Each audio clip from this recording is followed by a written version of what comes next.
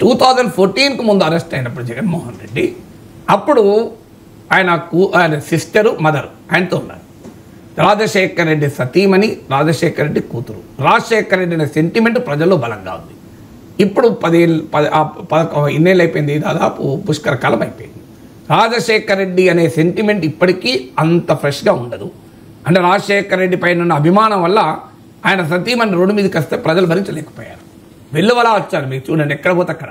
So విజయం వచ్చారు అని ఆయన రాజశేఖర రెడ్డి బిడ్డగా జగనన్న వదిలిన బాణం రాజన్న బిడ్డను అంటూ శర్మిల వస్తున్నారు. ఇప్పుడు ఇద్దరూ లేరు. వాళ్ళిద్దరు ఇప్పుడు ఎక్కడున్నారు? వాళ్ళిద్దరూ జగన్మోహన్ రెడ్డి మీద కేసులు వేసే పనిలో బిజీగా ఉన్నారు. సో అదేది పవర్, గాయత్రి పవర్ కాదనుకుంటారు. సో పవర్ కంపెనీల షేర్ల కావాలా, సరస్వతి పవర్ షేర్ల కావాలా, ఇవన్నీ ఇట్లలో ఉన్నారు ఇప్పుడు.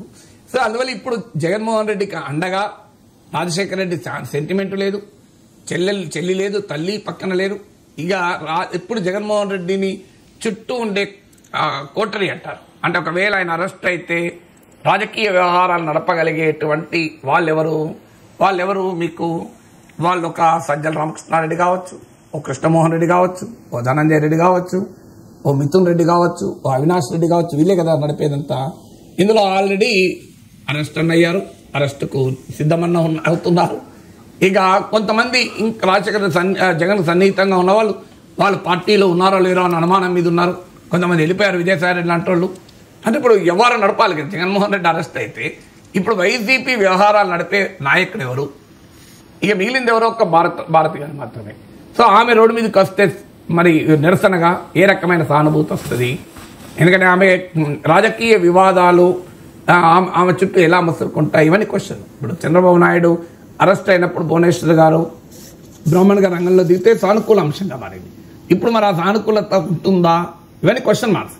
సో అందువల్ల ఇప్పుడైతే జగన్మోహన్ రెడ్డి పార్టీ నడపడానికి చుట్టూ ఉన్న కోటరీ ఇబ్బందుల్లో ఉంది. అలాగే మా తల్లి చెల్లి అండలేదు, రాజశేఖర రెడ్డి సెంటిమెంట్ లేదు. దాంతోపాటు పార్టీలో ఉన్న నాయకులు, వ్యవహారాలు నడిపేవాళ్ళు అరెస్ట్ అవుతున్నారు. అనాసక్తిగా యాక్టివ్గా లేరు, లేదంటే రాజీనామా చేసి జగన్ మీదనే బాణాలు వదులుతున్నారు. ఇలాంటి పరిస్థితుల్లో విజయసాయి రెడ్డి ఆల్రెడీ పార్టీ నుంచి వెళ్ళిపోయాడు. పార్టీలో ఉన్న వాళ్ళపైన కేసులు, గట్టిగా నిలబడే వాళ్ళ మీద కేసులు వెళ్లాడుతున్నాయి. ఇప్పుడు పేరు నాని పైన బియ్యం వెళ్లాడుతున్నది, బియ్యం బస్తా. సో ఇలా మీకు ఆ రకమైనటువంటి ట్రెండ్ మీకు కనబడుతుంది.